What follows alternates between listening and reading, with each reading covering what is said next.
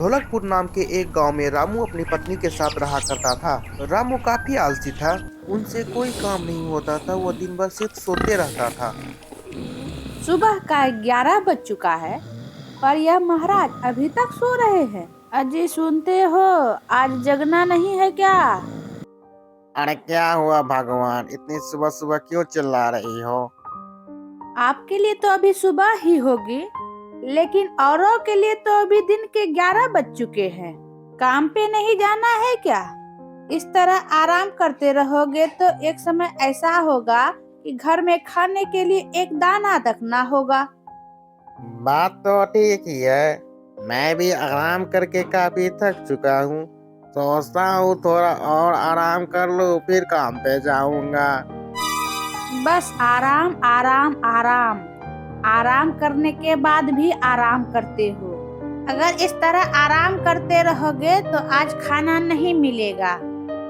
आरती अपने पति रामू के इस आदत से हमेशा परेशान रहा करती थी और खुद ही अपने खेतों पे काम किया करती थी। खेतों में फसल बोने का समय आ चुका था। अगर आपको आराम से फुर्सत हो चुका हो तो मैं बताती हूँ कि चारों ओर सब कोई खेतों में फसल बोने लगे हैं। बस हमारा ही खेत खाली बचा है। अरे भगवान, तुम चिंता क्यों करती हो? सब हो जाएगा। हाँ हाँ, मैं जो ठहरी घर का और खेत का काम करने के लिए। अरे नहीं नहीं, थोड़ा आराम करने के बाद जाता हूँ ना खेतों पे। अगर कुछ खिला देती तो अच्छा होता। घर में बासी रोटी है, जाके खा लो। अब तो बस यही बासी रोटी नसीब में होगा।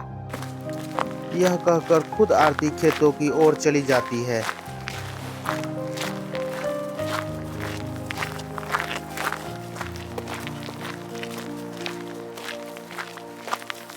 और खेतों में जाकर खेतों की खुदाई करने लगती है।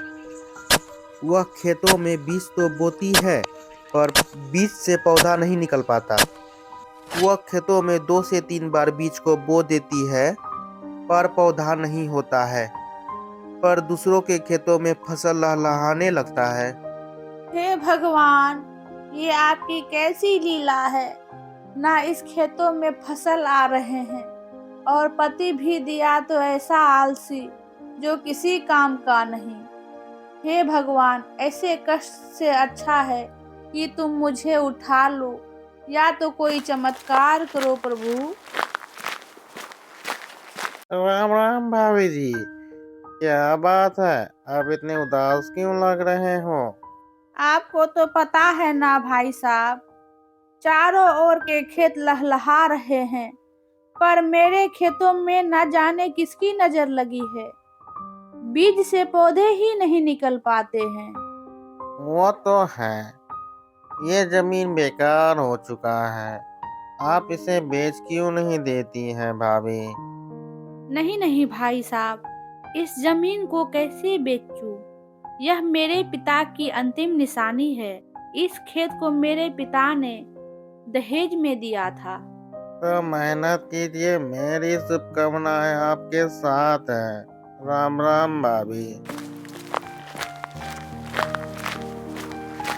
अगली सुबह होते ही आरती अपने जोश के साथ फिर से खेतों में काम करने चली जाती है।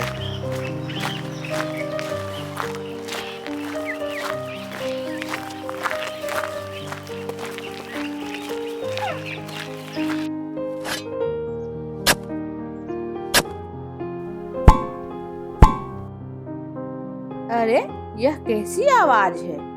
देखूं जरा। ओहो, यह तो तांबे का घड़ा लग रहा है, वो भी खाली। धत तेरे की। हे भगवान, आप भी इस गरीब के साथ कैसा कैसा मजाक करते हैं। गरीब होना कोई सजा है क्या? इस खाली घड़े का क्या काम? इसे रख देती हूँ।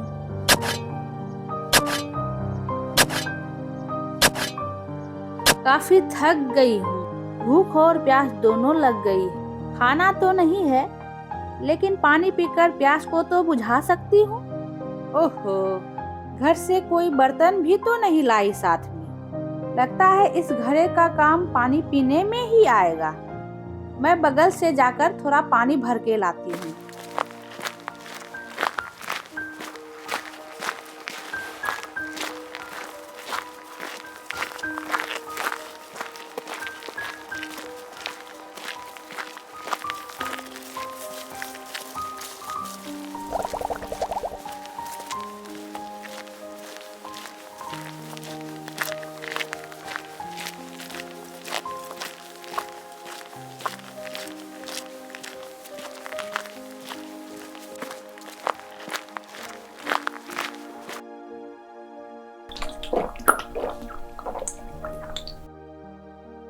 आहा, आज पानी पीकर मानो भूख और थकान दोनों ही मिट गई है।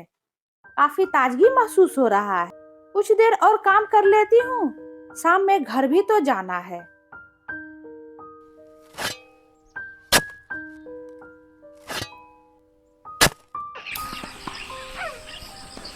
शाम हो गई है, इस आलसी राम को भी तो उठाना पड़ेगा और घर में काम भी तो करना है। चलो घर जाती हूँ, इस घड़े को भी साथ रख लेती हूँ। काफी मदद दिया है इस घड़े ने। आरती घर आते समय घड़े का पानी उस खेतों में गिरा देती है और घर आ जाती है।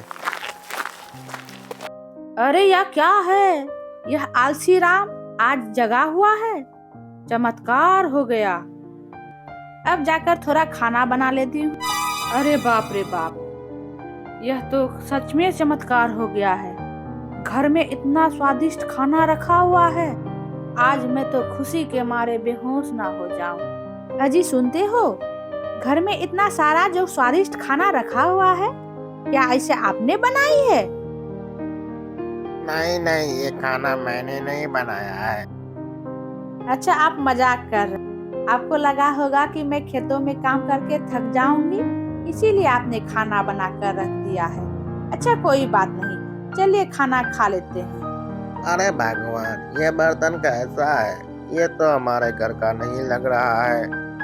हाँ, यह मुझे खेतों में काम करते समय जमीन के अंदर गरा मिला, लेकिन यह खाली था तो सोचा क्यों ना इसे घर ही ले आती हूँ, कुछ काम आ ही जाएगा। रमेश कुछ पैसे दे के गए हैं। अच्छा दीजिए, मैं इसे इस घड़े में रख देती हूँ। इधर उधर रखूंगी तो कहीं भूल ना जाऊं। अगली सुबह जब रमा उस पैसे को घड़े से निकालने जाती है तो वो देखती है घड़े में बहुत सारे पैसे भर चुके हैं।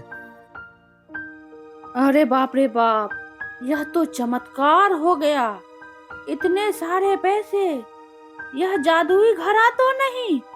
इसीलिए तो इस आलसी राम का भी नींद टूटा हुआ था और घर में खाना बन चुका था। लगता है इस जादुई घड़े का ही कमाल है। मुझे तो अपने आंखों पे विश्वास ही नहीं हो रहा है।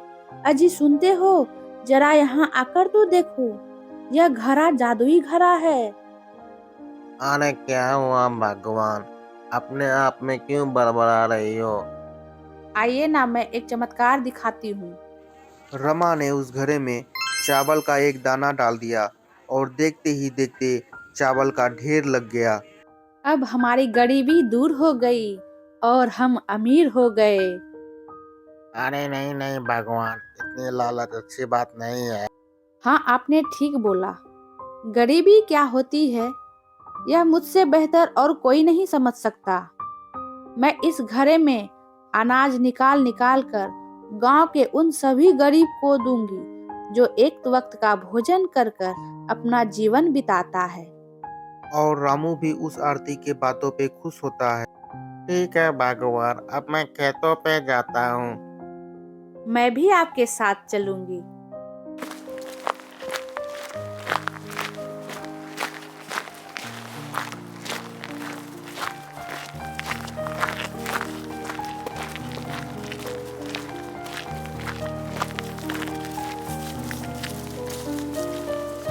यह तो चमत्कार हो गया। हमारे खेत रात भर में इतने हरे भरे कैसे हो गए? कल तक तो एक पौधा भी नहीं था। आज हमारे खेत पूरी तरह से लहलहा रहे हैं। इस तरह रामू और आरती अमीर हो गए और गांव में रामू और आरती का नाम होने लगा।